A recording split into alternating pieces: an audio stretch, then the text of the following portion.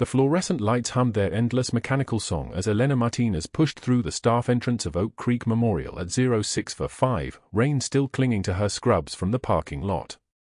Dr. Hargrove didn't look up from his tablet when she passed the nurse's station. He wouldn't have recognized what he was seeing anyway, the way she moved through the ICU like someone who'd already survived the worst the world could offer, economical in her steps, efficient in her breathing, the kind of calm that only comes from having stood in a sandstorm under mortar fire and kept working. He saw a quiet night shift nurse with steadier hands than most and a tendency to take the hardest cases without complaint. He didn't see the scars. He didn't see the discipline. He didn't see the woman who'd pulled 5 Marines from a burning Humvee in Kandahar while the vehicle burned around them, shrapnel embedding itself in her left shoulder like fragments of a life she'd buried 17 years ago. The ICU at Denver's Oak Creek Memorial moved with its own rhythm at this hour, nurses triple-checking medication orders, respiratory therapists calibrating ventilators, the occasional monitor alarm cutting through the fluorescent hum like a warning nobody heeded until it was too late. Elena's locker was in the back corner of the staff room, tucked between 2 younger nurses who stopped mid-conversation when she opened it. They always did. She never understood why. She simply took her assignments, completed her work, and moved through these corridors the way a ghost moves through walls, present but somehow not quite registering. Her uniform hung pressed and regulation. Her badge clipped at perfect 90 degrees. Inside the locker, beneath her spare scrubs and compression socks, sat a pair of combat boots. Desert tan. Scuffed. The left one had a small hole near the sole where shrapnel had passed through without taking her foot. She touched them once, every shift. Just once. A ritual. A reminder. A confession to the one person who couldn't hear it anymore. The charge nurse, Patricia, appeared in the doorway with a clipboard and the expression of someone delivering news that would complicate the shift. Room 318. Just got the admit call. 24-year-old male, multiple fragmentation wounds, status post-initial trauma surgery at Denver Health, cardiac complication secondary to flail chest. They're bringing him up from recovery in about 10 minutes. Family en route from Colorado Springs. Patricia paused, reading down the chart. He's a Marine. Lance Corporal. Unit designation shows 2nd Battalion, 5th Marines, Kandahar. Recent rotation out. His mother's listed as an emergency contact, retired Army colonel, according to the intake sheet. Elena's breath caught for approximately half a second. Not visible to anyone watching. Just a pause in the rhythm of her movement as she closed the locker door. 2nd Battalion, 5th Marines. Kandahar. Her son's unit. Her son's commanding officer from his last deployment, the one she'd walked away from before he returned, before she could see his face and know that he understood what she'd done, where she'd gone, why she'd abandoned her entire life without explanation. Elena touched the boot beneath the closed locker door. Not this one. I'll take him, she said. Her voice was measured. Professional. The voice of someone who made requests sound like routine statements. Nothing in her delivery suggested anything other than a willingness to work the difficult assignment. Patricia nodded, already moving toward the next task. You're a saint, Elena. Your shift should have ended at 0700, but I know you won't leave him alone. She didn't correct Patricia. Saints were people who believed in salvation. Elena had stopped believing in that a long time ago. She'd learned to believe in something simpler, presence. The act of being present with suffering until the suffering either resolved or transformed into something that looked like peace. The ability to hold someone's hand while their body made decisions their mind couldn't control. That was the closest thing she had to faith anymore. Lance Corporal David Chen arrived in room 318 at 0847, wheeled by 2 orderlies who'd clearly received the briefing about his fragmentation distribution and surgical status. He was small for a Marine, maybe 5'8", built lean like a distance runner rather than a power lifter, with the kind of dark eyes that had seen things that changed how light fell across a face. His left leg was wrapped in fresh dressings from hip to knee. His right arm was splinted. An arterial line ran from his femoral artery into a pressure monitor, and his EKG showed the irregular rhythm of someone whose heart was arguing with itself about whether it wanted to keep beating. Elena checked the chart before approaching. Sinus tachycardia. BP elevated at 156/92. Respiratory rate 22. The kind of vitals that meant his body was drowning in stress hormones, fighting something at the cellular level that it didn't yet have the resources to overcome. She'd seen this pattern before. In Kandahar. In the back of a vehicle that smelled like diesel and copper. In the hands of Marines who were supposed to be invincible until the moment they weren't. Elena entered the room with her tablet and her steady presence, and Chen's eyes tracked toward her with the immediate alertness of someone whose survival had depended on noticing details. She saw him register her. See her. The moment lasted exactly 1 second too long. Lance Corporal Chen. I'm Elena. I'm going to be your primary nurse today. You're at Oak Creek Memorial in Denver. Surgery went well. You're on continuous cardiac monitoring because your heart's been working hard, and we want to make sure it knows it can rest now. She moved with purpose toward his arterial line, checking the waveform on the monitor, that sharp systolic peak followed by the dichrotic notch, the visual proof that his heart was still throwing punches.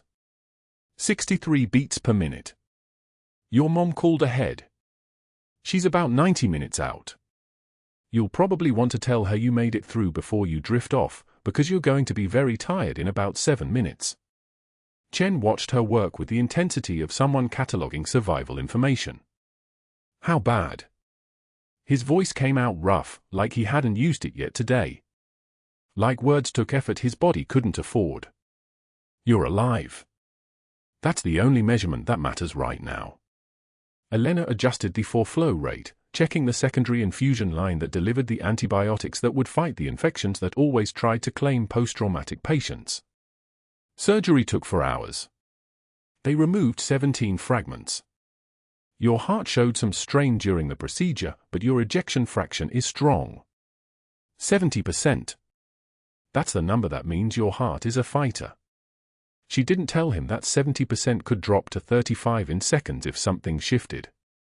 That fragmentation wounds carried cascade risks, infection, compartment syndrome, secondary bleeding, myocardial contusion that didn't reveal itself until the patient was sleeping. That the next 48 hours would be the actual fight, with his body as the battlefield and his cellular chemistry as the weapons. Marines understood survival already. They didn't need the medical terminology to know they were still in combat.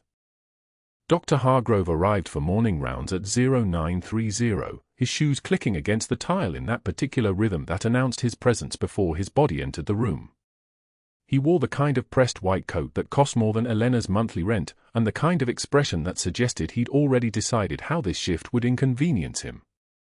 He was a tall man, 6'2", built like someone who paid attention to his fitness, with the kind of angular face that looked distinguished when he was confident and cruel when he wasn't getting what he wanted. Elena had worked under 4 different ICU attending physicians in her time at Oak Creek. 3 of them had been competent.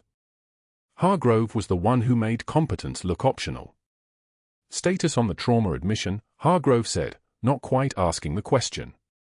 Demanding the information presented in a format that wouldn't require him to engage with actual human communication.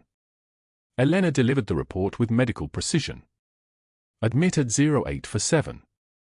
Multiple fragmentation wounds, status post-surgical repair. Vital signs stable but elevated. Cardiac index 2.1, which is low normal post-operative. Ejection fraction 70%, which is strong. He's on second-generation antibiotics as prophylaxis. Pain managed with fentanyl infusion at current dosing. I'll titrate down as his stress response normalizes. She spoke the language of ICU medicine the way she'd once spoken the language of tactical operations, clear, specific, every word carrying the weight of information that mattered. Hargrove scanned Chen's vitals on the monitor without making eye contact with the patient or Elena. Keep the standard post-operative protocol. Nothing outside the parameters. He's stable. Treat him accordingly. Elena nodded and turned back to her work, but she was already running the math in her head. Chen's baseline cardiac function before the fragmentation had been elite athlete level, heart rate resting probably around 48, maybe 50. His current 63 was a sign that his nervous system was still in red alert, still treating his own body as an enemy combatant. The antibiotics would prevent external infection. But the stress cardiomyopathy, the way a traumatized heart sometimes began to fail under the weight of its own survival, that lived in the biological space between protection and harm. That lived in the decisions a doctor made about when a patient was stable and when a patient was actually about to collapse. But Hargrove was already moving to the next room. He had charts to scan, patients to manage, an empire of protocol to maintain. Elena stayed in room 318, adjusting Chen's position, checking that the arterial line wasn't kinked, monitoring the slow drip of saline and antibiotics and time itself, which was the only medication that actually healed trauma. And that's when she felt it, that small shift in the room's energy that happened when something changed on the cellular level before any monitor could announce it. Chen's eyes began to close. His breathing deepened. His body, finally convinced that it had survived the immediate threat, began the process of shutdown. Elena lowered the bed rails and positioned him on his side, checking his airway, confirming that his tongue wasn't going to obstruct his breathing during sleep. She had 4 patients total on the shift, and the other 3 were stable, 1 post-cardiac surgery who was days away from discharge, 1 aspiration pneumonia who'd stopped coughing up blood that morning, 1 septic post-surgical patient whose fever had finally begun to respond to antibiotics. But something in her chest said stay. Said don't walk away. Said this Marine with his mother who was 90 minutes out and his commanding officer who'd sent him to a battle he'd survived anyway, this one needed more than medical monitoring.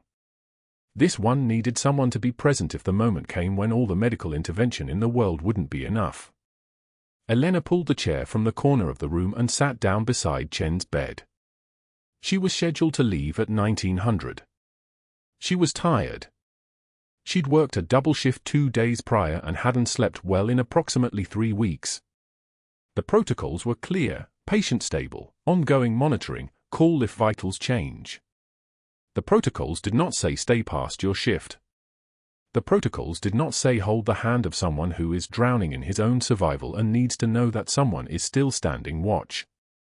The protocols did not account for the fact that Elena Martinez had stood watch over dying people in sandstorms while her own body bled in places that would take 17 years to stop hurting. She sat down in that chair at 0957 in the morning. She didn't get up for 16 hours. At 1900 hours, Dr. Hargrove finds her adjusting the oxygen line on Chen's monitor. The fluorescent lights cast everything in that sickly white that makes blood look like rust and hope look like delusion. Chen's aunt has just arrived, a woman with Chen's eyes and the bearing of someone who's spent 30 years telling other people what to do.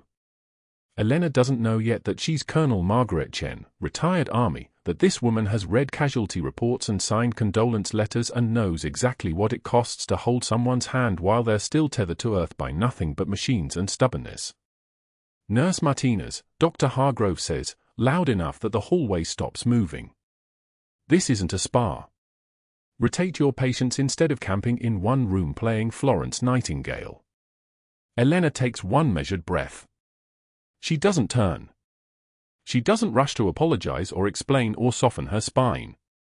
She finishes adjusting the oxygen saturation monitor, 89%, climbing toward 91, and then she turns to face him. Her eyes meet his. She says nothing. The silence is so thick you could operate in it. Chen's heart monitor beeps steady between them. Beep. Beep. Beep. A metronome that nobody asked for. Dr. Hargrove waits for her to crumble, to stammer, to do what the nurses always do when they're corrected in front of family. Elena does none of these things.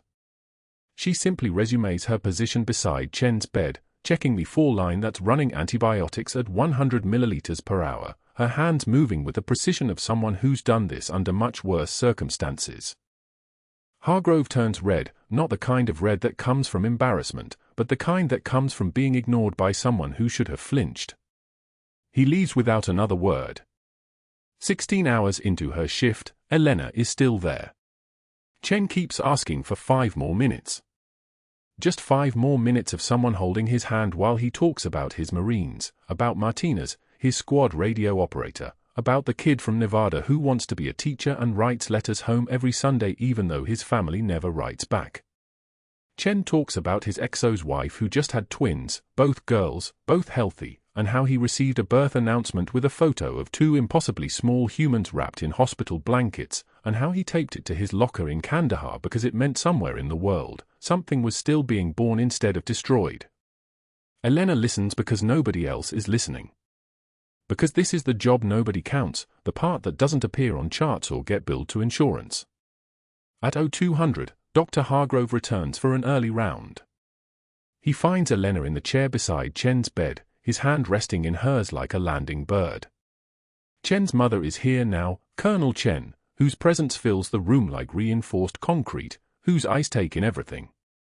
2 residents stand behind Hargrove, watching, observing, learning. Nurse Martinez, he announces, his voice carrying that particular edge that tells you someone has decided to make a point. This is a hospital, not a support group. Your unauthorized emotional involvement violates professional boundaries. You're dismissed from this patient's care effective immediately. For 3 seconds, nothing moves. Elena doesn't jerk her hand away. She doesn't apologize. She simply lets the words land on her the way shrapnel lands, acknowledged, catalogued, survived. Her eyes are clear when she looks at him. 1 tear escapes. Just 1. She wipes it without breaking eye contact, without looking away, without giving him the satisfaction of seeing her crumble. Her voice comes out quiet, not small. Quiet like a 0300 hospital corridor. Quiet like respect. Noted, Doctor. I'll document that I recommended continuous monitoring for tamponade risk and you overruled it. She stands with shoulders square. She doesn't shuffle. She doesn't hang her head. She walks out of room 318 with the kind of composure that makes the resident stop breathing. Colonel Chen's expression doesn't change, but her hand moves to her daughter-in-law's shoulder. Something has been understood. The next morning, the break room goes silent the moment Elena enters. The silence isn't peaceful. It's the silence of a room that has made a collective decision. Nurse Jackson, who shares her locker number, suddenly remembers a stat lab in the East Wing. Dr. Brenner, who brings her coffee on Tuesdays, finds something urgent in the computer system. The conversation simply migrate like schools of fish sensing a predator, out into the hallway just beyond the doorframe. Elena sits down at the table. The coffee tastes like burnt copper. She doesn't touch it. She pulls out her phone instead and stares at the lock screen, a photo of mountains in snow, somewhere nobody she knows has ever been. On the unit board, the write-up appears at 0730. Elena Martinez, failure to maintain professional boundaries with patient in 318. Insubordination. Mandatory review pending. Dr. R. Hargrove, attending physician. Elena reads it once, reads it again, then looks away. She's seen performance reviews before. She's seen pink slips and termination letters. She's seen her own career end before in a different uniform, in a different city, where the reasons were classified and the explanations never came. This is almost gentle, in comparison. Dr. Hargrove has already made 3 calls before 0800. The first to Richard Vasquez, who he met in medical school in 1994 and who now sits on the Colorado State Board of Nursing. The second to Marcus Learman, who sits on Oak Creek Memorial's executive board and owes Hargrove a referral, a lucrative one, for the orthopedic practice he's launching in Cherry Creek. The third to Dean Patricia Holloway at the University of Colorado School of Nursing, requesting her training records, her evaluations, anything that might show pattern, precedent, instability. Hargrove's voice on these calls is measured, concerned, professional. A doctor worried about a declining employee. A colleague looking out for institutional safety. By 1,000 hours, Vasquez has flagged her file. By 10:30, Learman has sent an email to HR marked personal and confidential. By noon, Holloway is pulling files that haven't been touched in 12 years. Elena doesn't know any of this yet.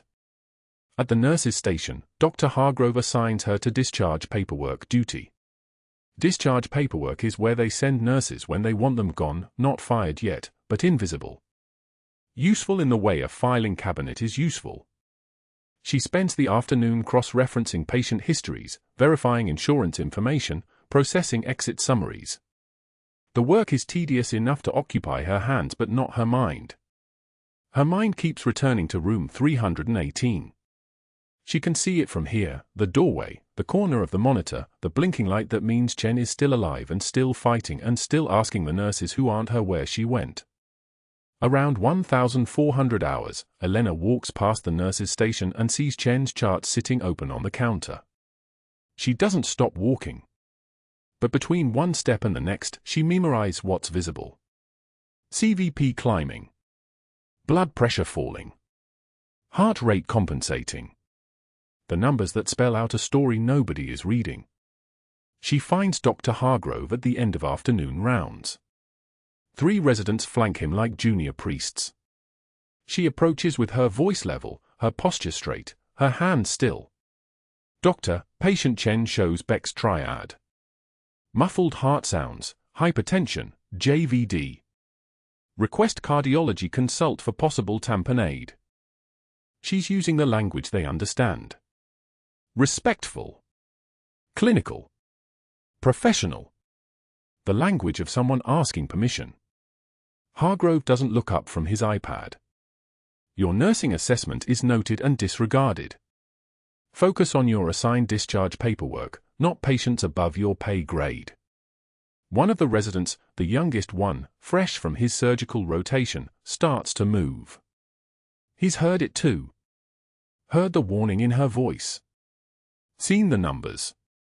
But he sees Hargrove's expression and stops. The room holds its breath. Elena lets one tear escape. Not a cascade. Not a breakdown. One tear, which she wipes with the back of her hand. Her voice stays level. My professional opinion stands, doctor, document that you overruled it. The residents shift like students at a funeral. They're learning something that isn't in their textbooks. They're learning what happens to people who challenge protocol. They're learning that competence doesn't matter when power decides otherwise. Elena walks away. She doesn't cry in the stairwell. She doesn't call anyone. She goes to the break room, pulls out her phone, and stares at a number she hasn't dialed in 3 years. Her thumb hovers over the keypad. She types, I love you. She reads it. She deletes it. She pockets the phone and returns to her exile at the discharge desk, where the paperwork waits like penance.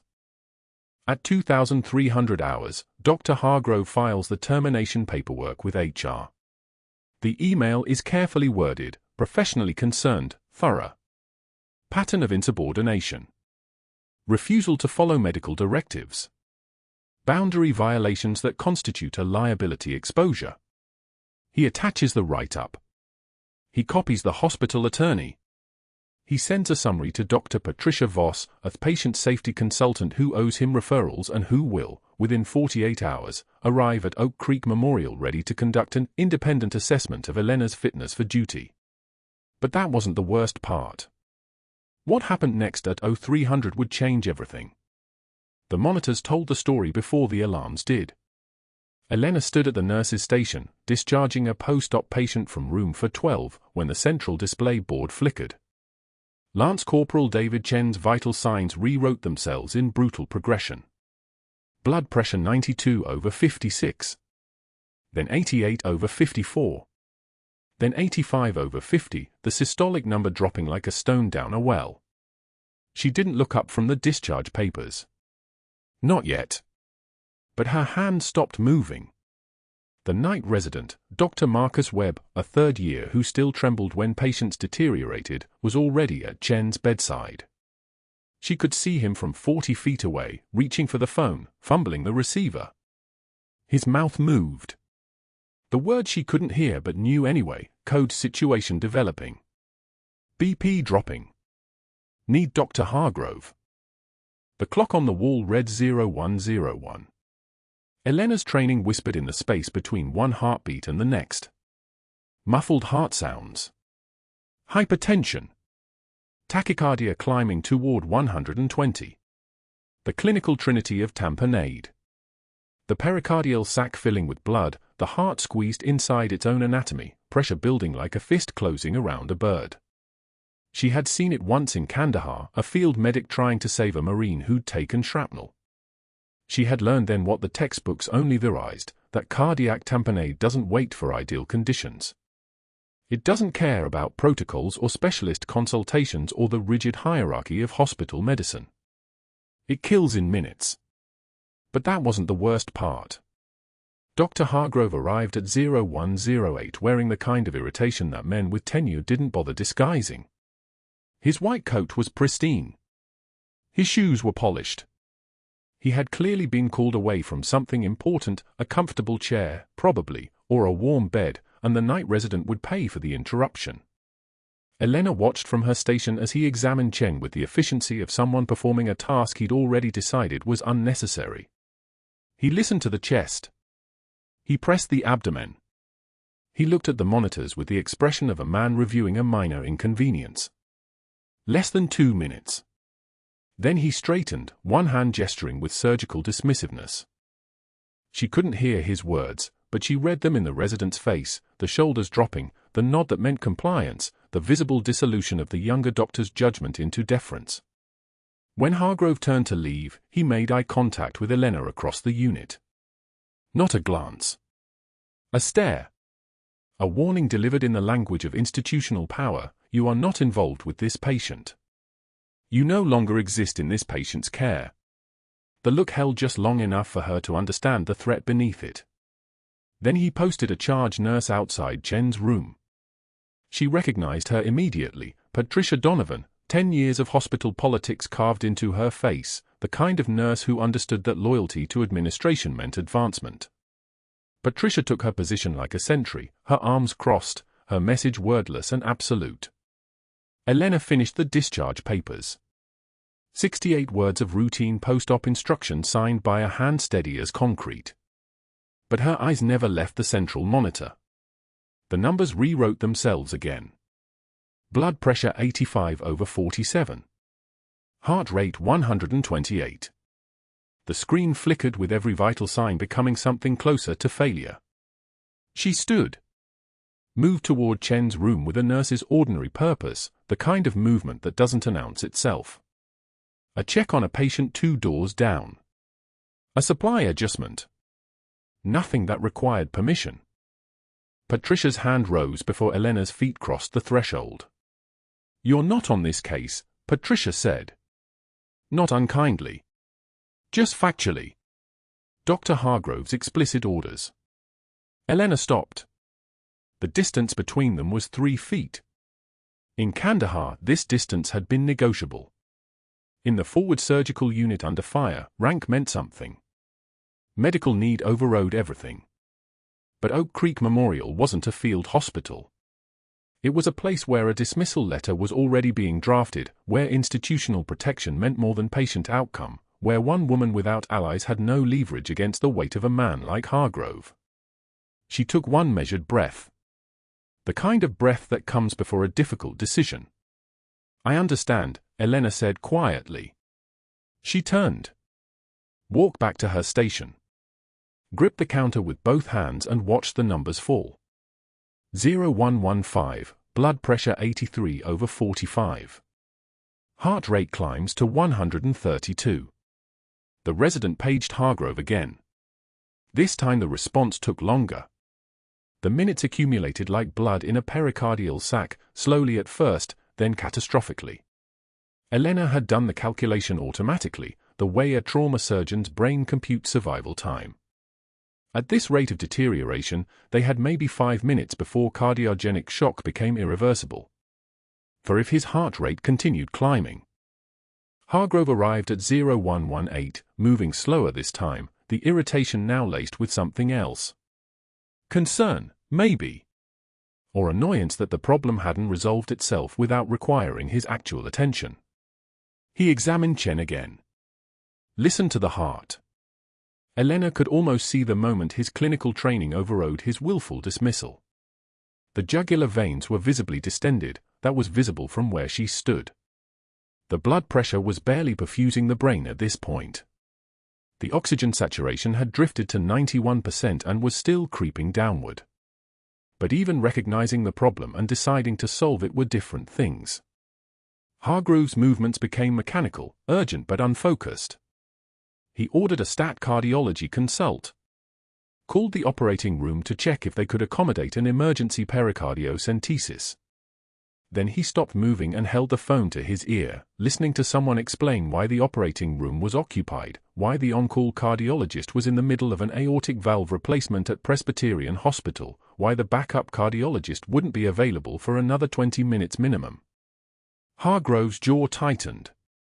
The phone lowered slightly. He looked at Chen, really looked at him, and in that moment Elena recognized the expression.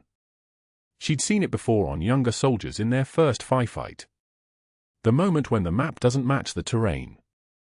When training collides with reality and the soldier realizes that his preparation might not be sufficient. "We wait for cardiology," Hargrove said to the resident, his voice suddenly smaller than it had been in the humiliation scene 3 days ago. "We observe. We maintain fluids." No one, he turned, found Elena at her station, held her gaze with something between a threat and a plea. "No one touches this patient without specialist authorization." It wasn't a request. It was a command designed to prevent her from doing the one thing Chen needed. At 0120, the blood pressure was 80/40. The oxygen sat dropped to 88%. The monitors were singing in a frequency that only Elena and Dr. Webb seemed to understand. Hargrove stood in Chen's room with his hands in his pockets, watching the numbers the way a passenger watches a highway unfold, present but powerless. Elena held herself at the station. Documented her own discharges. Checked medication schedules for other patients. Performed the ordinary choreography of hospital nursing while her military training screamed at her with the urgency of mortar fire. Every second Chen remained untreated was a second his organs weren't perfusing adequately. Every second the fluid accumulated in the pericardium was a second toward complete cardiovascular collapse. She had performed pericardiocentesis in a forward operating base under intermittent sniper fire. She had done it with hands steady as surgical lasers while rounds impacted the sandbags outside. The procedure was elegant and terrifying. A needle advanced at precisely 45 degrees into the pericardial space, the hiss of air as negative pressure released, the immediate surge of blood from the syringe confirming that seconds of genius had preceded seconds of hesitation. She knew she could save him. She also knew that the moment she touched Chen, her career would end not with the quiet termination letter Hargrove was drafting but with the explosive exposure of her violation of a direct medical order. It would be documented. It would be used in court. It would prove everything Hargrove had been building, that Elena Martinez was unstable, emotionally compromised, unable to follow proper chain of command. At 0127, the blood pressure dropped below 80 systolic. The heart rate was now 138.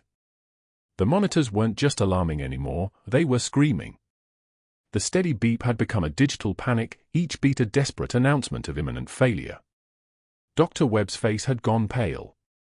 Hargrove was pacing the small room like a caged animal, phone held to his ear again, his voice rising as he learned that cardiologists were occupied and the operating room had at least 15 minutes before they could accommodate an emergency case, and the backup cardiologist was already in an intensive care situation and the nearest interventional cardiologist outside this facility was at University Hospital, 25 minutes away. The math was simple. The math was brutal. At 0130, Chen's blood pressure was 75/38, and Hargrove finally abandoned the phone and looked at Dr. Webb with the expression of someone who had just realized the magnitude of his own paralysis. His training had taught him to wait. His fear of liability had taught him to defer to specialists. His need to maintain his position had taught him to avoid controversy.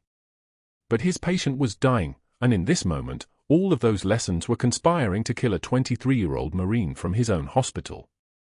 Elena stood. Didn't announce it. Didn't ask permission.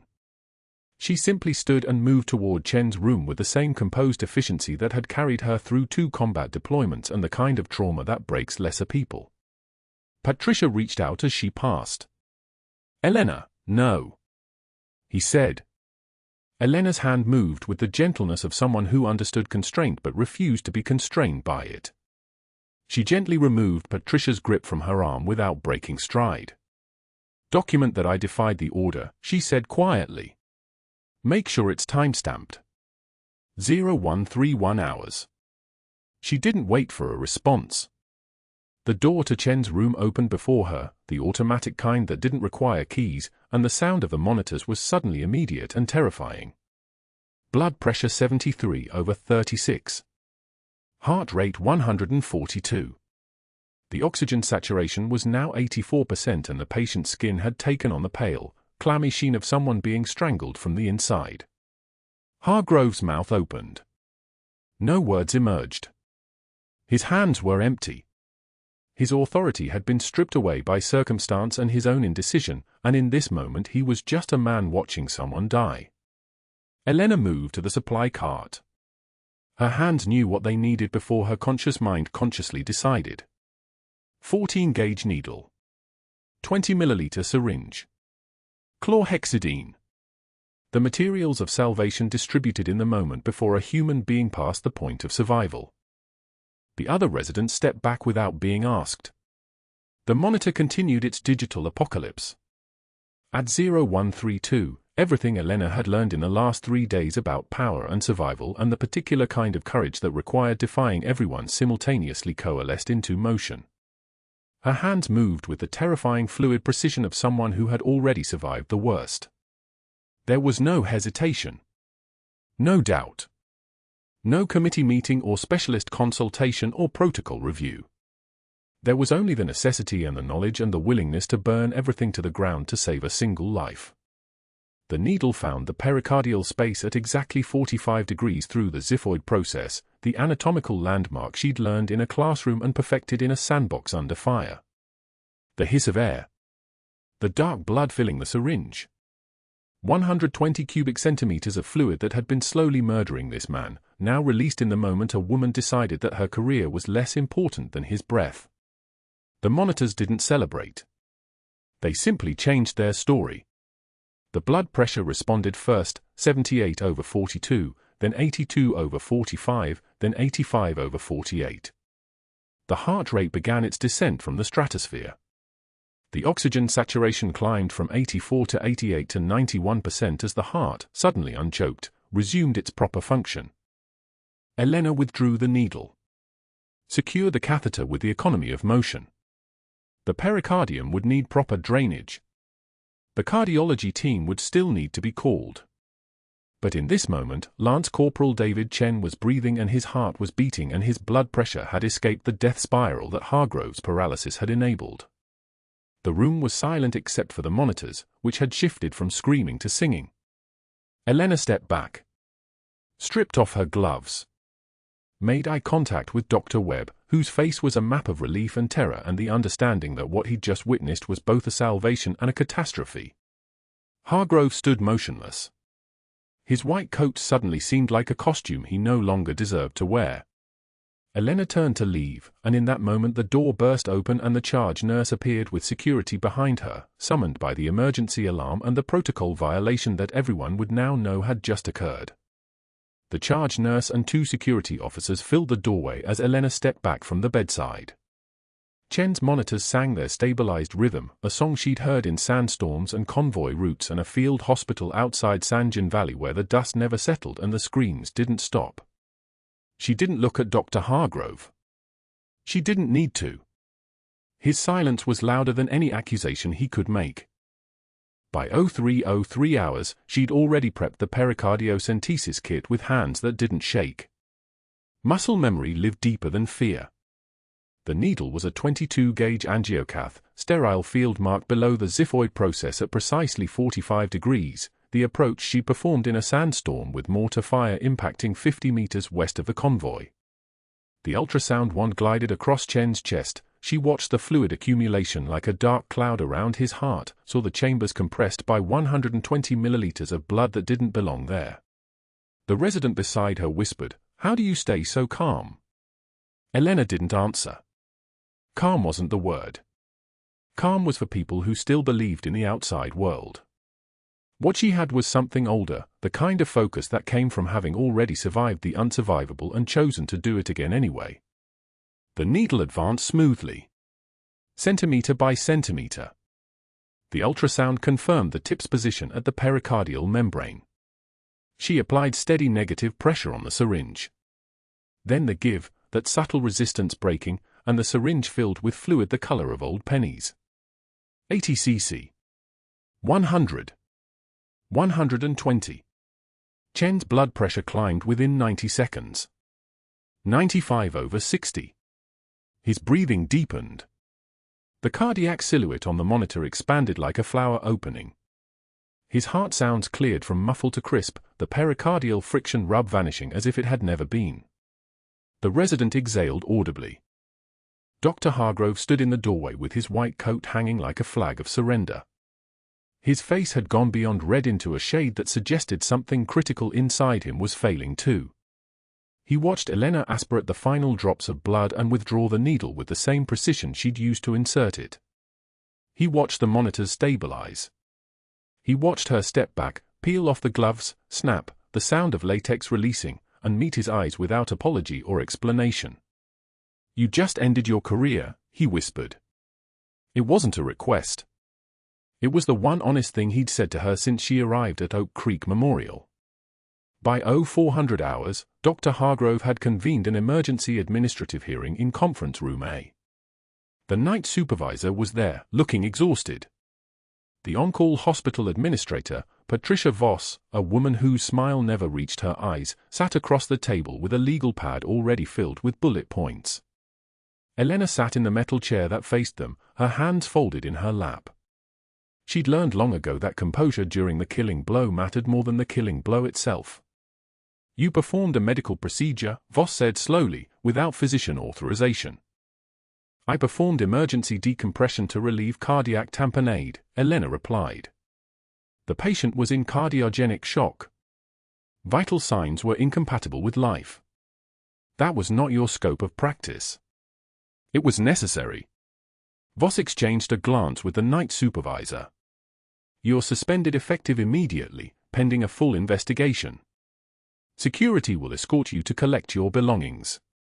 Your credential files are being forwarded to the Colorado Nursing Board for emergency review. You'll receive formal termination paperwork within 48 hours. She turned to the security officer waiting by the door. "Please ensure Ms. Martinez has access to her locker only." The locker was in the break room where nobody had spoken to her in 3 days. Elena opened it and looked at the things that had fit into this small metal box, her extra set of scrubs, the stethoscope her son had given her at graduation, the only tangible reminder that he existed, that she'd brought him into the world before she'd run from it. And beneath everything, at the very bottom, the pair of worn combat boots. She pulled them out slowly. They were Marcus's boots. Not replicas or ceremonial pieces, the actual leatherwork boots her husband had worn during training exercises at Camp Lejeune, the ones with the scuff marks on the left heel from his habit of dragging his foot while he thought, the ones the Navy had shipped to her address in Minnesota in a cardboard box with a flag and a letter of condolence. She'd carried them through 2 apartments, 3 job transfers, and 7 years of running. She'd never worn them. She couldn't bring herself to donate them. So they lived in lockers and drawers and the bottoms of bags, proof that Marcus had existed, that their marriage had been real, that she'd once believed in a future. She held the boots for a long moment in the fluorescent light. Then she shoved them into her bag and walked out past the security guard without a word.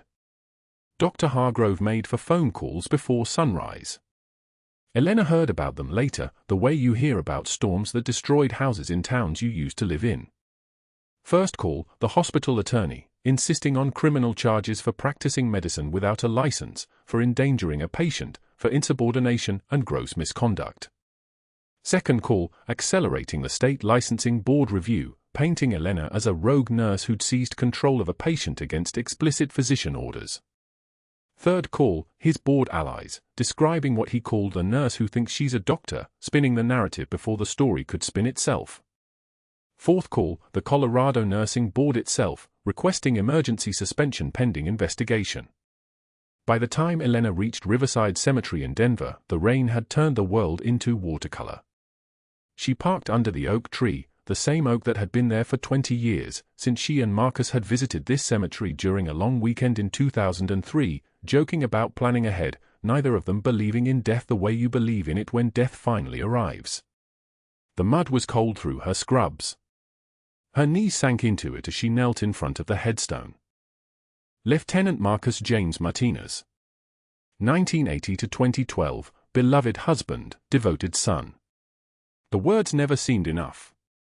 No carved inscription could hold what he'd been, the way he laughed at his own jokes before he finished making them, the way he'd hold her after the nightmares started, asking nothing except that she stay.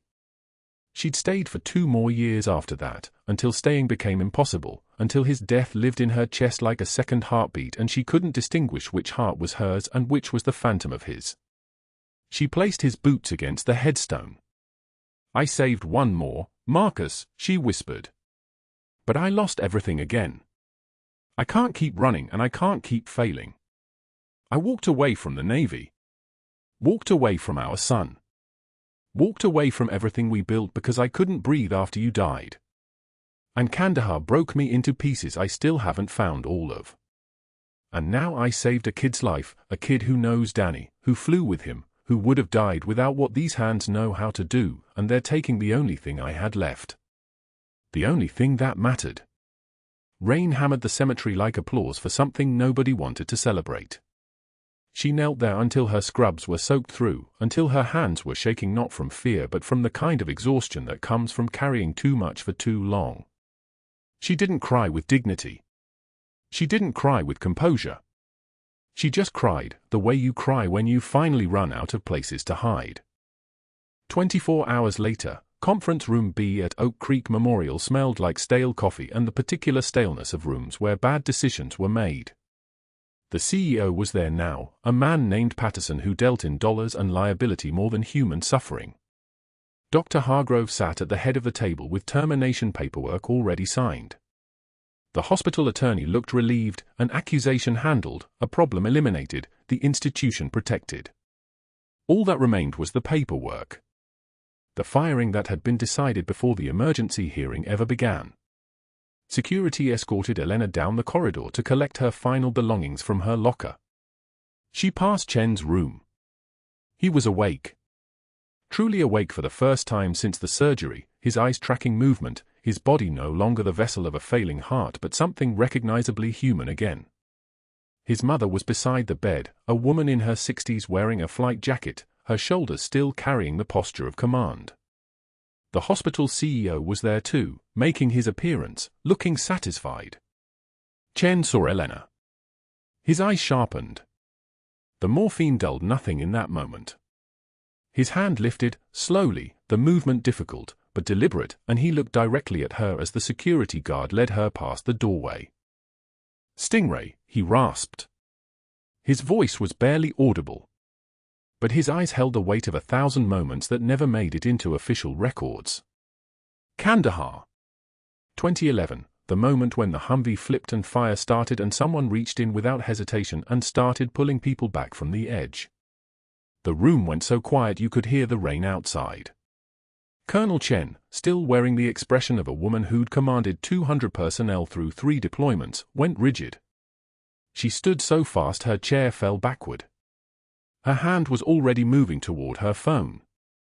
Elena didn't wait to hear the conversation. She kept walking. The security guard walked beside her in silence. By 10:30 hours, a Navy lieutenant commander named Torres arrived at Oak Creek Memorial with a service file that he carried like it was made of something more fragile than paper. His hands were shaking as he opened it in the hallway outside Conference Room B. The termination hearing was still ongoing. Security was bringing Elena down the corridor again, this time to empty her locker, this time with an understanding that this was final. Torres stepped into her path. Elena Catherine Martinez. His voice was formal. Ceremonial. The kind of voice they teach you in the Navy, the voice that carries weight across centuries. Yes, Elena said. Senior Chief Petty Officer, United States Navy. She didn't answer. She didn't need to. The security guard was already backing away, already understanding that something larger than hospital protocol had just entered the building. Torres opened the file. Inside, the photograph started, Elena in dress blues, Elena in desert camouflage, Elena with her arm in a sling and her eyes holding a light that death hadn't managed to extinguish. He began to read, his voice carrying down the hallway and into conference room B, where Dr. Hargrove was just beginning to speak about liability and risk and professional standards. Naval Special Warfare Group, Torres read. Embedded medical personnel. 2 combat deployments. Kandahar Province, 2010 and 2011.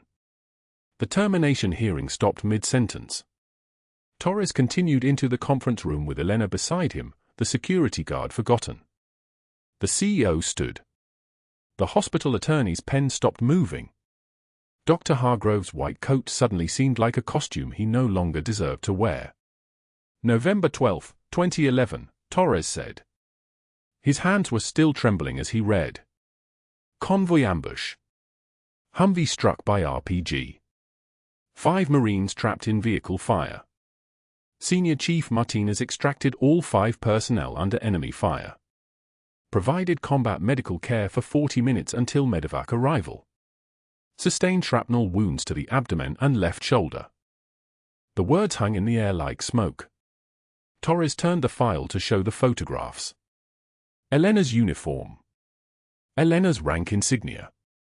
Elena's service record, documented, verified, carved into the institutional memory of the United States military in ways that nobody at Oak Creek Memorial possessed the clearance to argue with.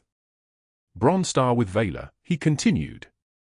His voice wasn't shaking anymore. Something harder had entered it. Something that had nothing to do with ceremony and everything to do with respect. 2nd Bronze Star with Valor. Purple Heart. 16 documented combat trauma saves. Dr. Hargrove tried to stand. Nobody moved to help him. The CEO sat down very slowly. Your call sign was Stingray, Torres said to Elena. Not a question. A statement of fact. Because you were small, you were quiet, and you were the most effective combat medic in your unit. The room held its breath. The conference room door opened and Colonel Chen entered, still wearing her flight jacket, her eyes moving directly to Elena. Behind her came a broad-shouldered man in civilian clothes, but the military bearing was written into his posture, his walk, the way his eyes assessed the room for threats. Master Chief Billy Corwin, he introduced himself. SEAL Team 3. Retired. He didn't shake hands. He stood beside Elena like they were standing watch together. Senior Chief Martinez saved my life on 3 separate occasions. I've trained soldiers for 30 years. I've never met anyone more capable in a crisis. Dr. Hargrove opened his mouth. Nothing came out. The fluorescent lights overhead cast everything in a sickly white glare as Dr. Hargrove's mouth opened and closed like a fish in a tank with no water. His hands trembled. Actually trembled. Elena saw it, the slight palsy in his fingers as he reached for the conference room table to steady himself. She'd seen that tremor before. Kandahar, 2011. A young lieutenant who'd just watched his medic take shrapnel and understood for the first time that rank didn't buy immunity from consequence. But Hargrove wasn't finished. Not yet. While Elena was suspended pending investigation, a status that meant she couldn't set foot in Oak Creek Memorial, couldn't check on Chen, couldn't defend herself, Hargrove activated every network he'd spent 23 years building. The hospital attorney received a call at 7 in the morning. Then the board administrator. Then 2 members of the Medical Credentials Committee, both of whom owed Hargrove favors from his role on the hospital foundation. He'd brought in an outside patient safety consultant named Dr. Marcus Pierce, a man whose consulting firm had taken $47,000 from Oak Creek over the past 5 years and would take considerably more if the right people stayed happy. Pierce's job was simple: build the case that Elena's unauthorized emotional involvement with the patient represented a systematic failure in professional judgment that endangered patient safety. Never mind that Chen was alive. Never mind that the pericardiocentesis saved his life. The narrative was already written: a rogue nurse practicing medicine without a license, defying direct orders, compromising hospital protocols. By noon, a formal letter arrived at Elena's apartment. She opened it with the kind of resignation that came from having seen worse things happen in worse places. The hospital board, the letter stated, was commencing a formal review of her nursing license through the Colorado Board of Nursing. The allegation: practicing medicine without a license. The recommended action: immediate permanent revocation. The board had received substantial documentation from hospital administration regarding her pattern of insubordination and boundary violations. Elena's hands, steady hands that had performed emergency surgery under incoming fire, didn't shake as she read it. She folded the letter carefully and set it on the kitchen counter.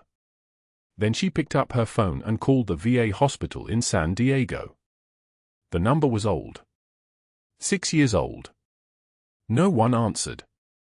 The next morning, she drove to Oak Creek Memorial at 6:30, before shift change, when the parking lot was still empty except for night shift workers heading home. She used her employee badge one final time, the magnetic stripe still recognized her access, and walked through the back entrance toward the locker room. The corridors felt different. Longer. The walls seemed to lean inward. She passed the ICU, didn't look through the window, kept her eyes forward. The locker room was silent. She opened locker 247 and pulled out the single photograph she kept there: Marcus in his navy dress whites, their son as an infant in his arms, both of them grinning like the world hadn't invented sorrow yet. She took the photo out of the frame, left the frame empty, and placed it gently on the shelf.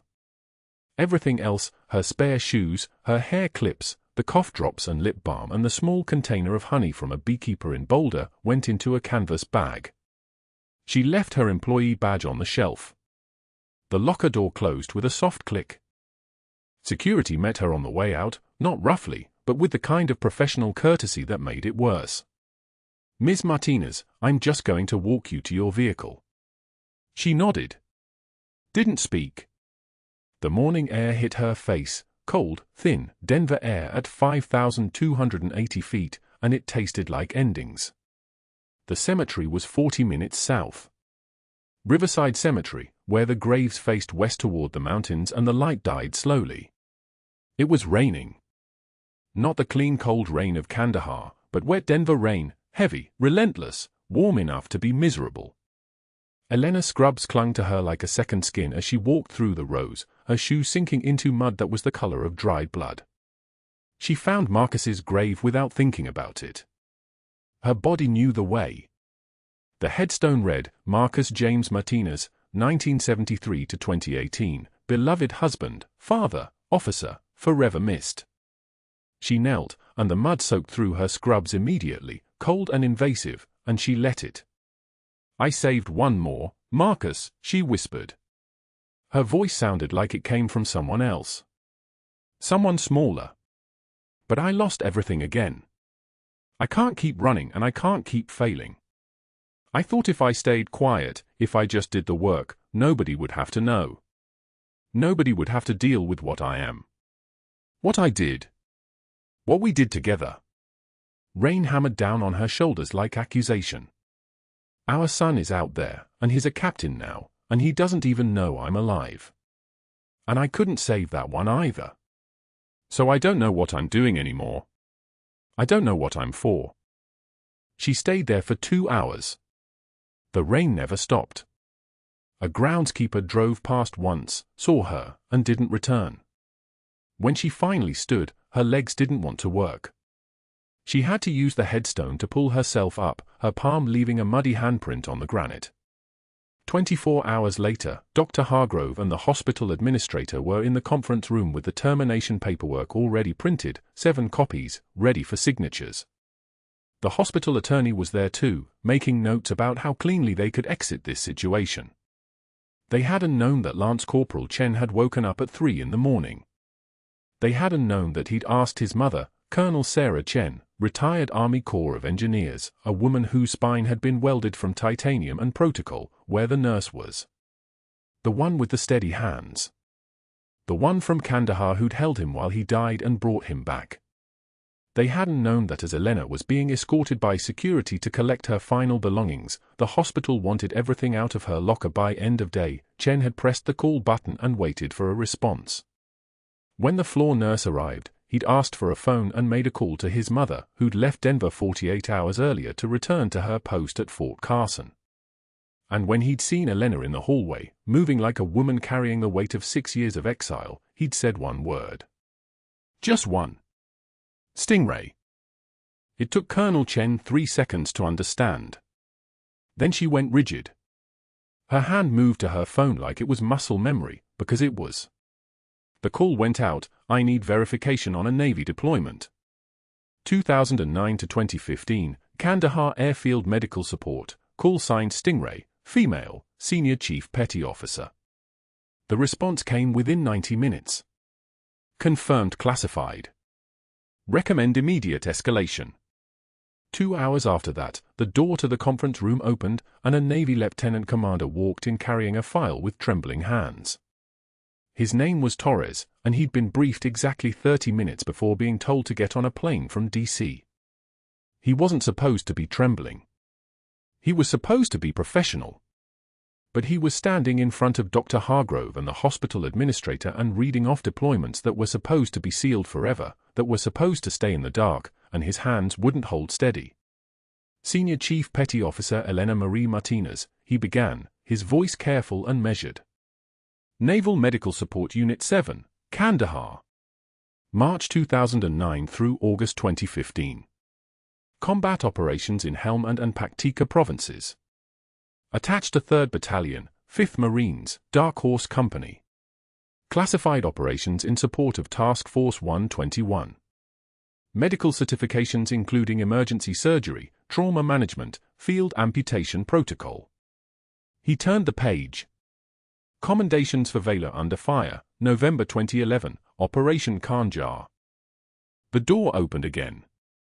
A man in civilian clothes but with the bearing of someone who'd spent 40 years learning to move through rooms like weapons. Master Chief Marcus Corwin, retired SEAL Team 3, flew in from Virginia Beach because when the call came about Stingray, there was no question. He'd served with her in Kandahar. They'd held each other's lives in their hands more times than either of them wanted to count. Navy Cross, Corwin said quietly. The words dropped like stones into water. 2011, for actions under fire at a forward operating base in Sanjin Valley. Pulled 5 Marines from a burning Humvee. One of them was blind from shrapnel. Another had a traumatic amputation. She got all 5 back to base alive. The one she had to carry half a mile with incoming AK-47 fire was her own son's unit commander. She didn't know that then. Doesn't matter now. Dr. Hargrove tried to speak. Nothing came out. 2 Bronze Stars, Corwin continued, his voice like ice water over granite. Purple Heart, twice. Once from blast fragmentation. Once from a sniper round that came about 2 inches from ending her right here in this room, except she's already died once and apparently doesn't take. He looked directly at Hargrove. She's been gone 6 years because grief made her want to disappear. You made a mistake thinking grief made her weak. Grief is what made her dangerous. The conference room door opened one final time, and James Kovac walked in. James Kovac, 53 years old, IT Director at Oak Creek Memorial, Desert Storm veteran, Army Combat Medic badge on his office wall from 1991 because once you'd held someone's intestines in your hands trying to keep them alive, you never forgot what mattered. He was carrying a laptop and a hard drive that contained the kind of evidence that ended careers. Dr. Hargrove submitted a data deletion request at 0430 yesterday, Kovac said, his voice pitched low and lethal calm. Cited patient privacy concerns as justification. I preserved everything. The laptop opened. The security footage played. 16 hours of it. Elena at Chen's bedside, her hand on his while he talked about home. Her checking vitals every 20 minutes like a woman who understood that protocol existed for a reason, but people mattered more. Her recording observations in the chart with the precision of someone trained to document under pressure. Then 02:47 to 03:03 hours. Dr. Hargrove frozen in the doorway. Chen crashing, the monitor screaming its alarm, the blood pressure dropping, the O2 sat falling like a stone toward the dark. Hargrove paging cardiology, his hands shaking so badly he had to set the phone down twice. And Elena entering without permission, moving like apex predators move, fluid, precise, absolutely certain. The needle going in at the second intercostal space. The hiss of air escaping as she drew back the plunger. Blood into the syringe. 120 cubic centimeters of it. Chen's blood pressure climbing. 60, 70, 80, sinus rhythm returning. Stable. He also attempted to access and alter Senior Chief Martinez's personnel files, Kovac continued, and her incident reports from the past 6 months. I have time-stamped logs of every access attempt and every deletion request. He looked at the hospital attorney. As a veteran, I felt this needed immediate escalation. The attorney's face had gone the color of old concrete. Dr. Hargrove, did you attempt to delete security footage and falsify personnel records? Hargrove's face cycled through colors like a sick traffic light. Red. White. Purple. That patient could have died because of her insubordination, he said, his voice climbing. She has no right to practice medicine. She's not a doctor.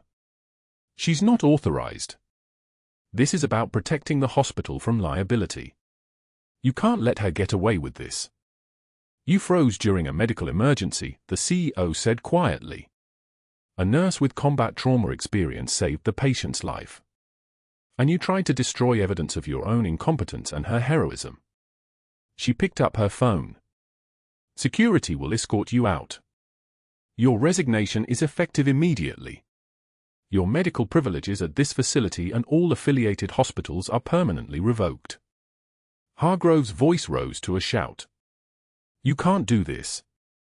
I have board connections. I'll have your job. I'll. Security took his elbows. As they escorted him out, he screamed at Elena. You're just a nurse. You're nothing. She took one measured breath. Wiped one tear without breaking eye contact. And said quietly, and yet, the patient is alive. The door closed on his protests. The hospital attorney turned to Elena. Your termination is void. Your suspension is expunged. We have a full reinstatement offer with back pay. Whatever you need.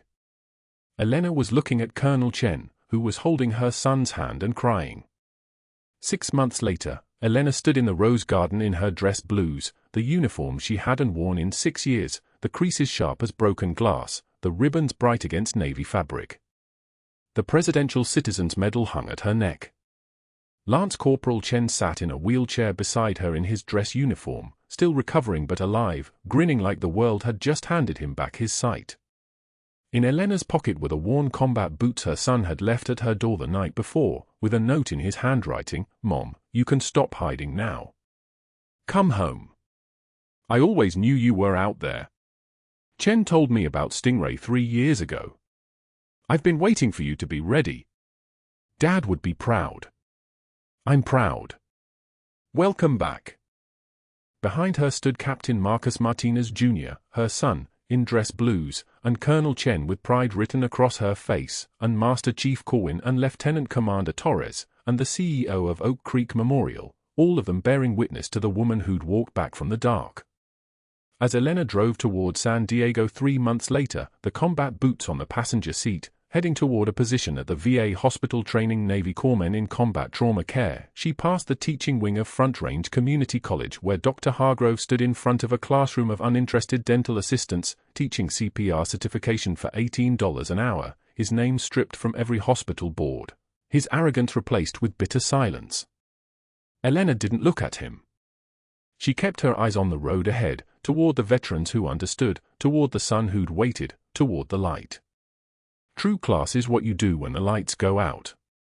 If this story moved you, if you've ever been underestimated by someone who didn't know your true value, please subscribe and hit that notification bell. Drop a comment. Have you ever judged someone only to find out you were dead wrong?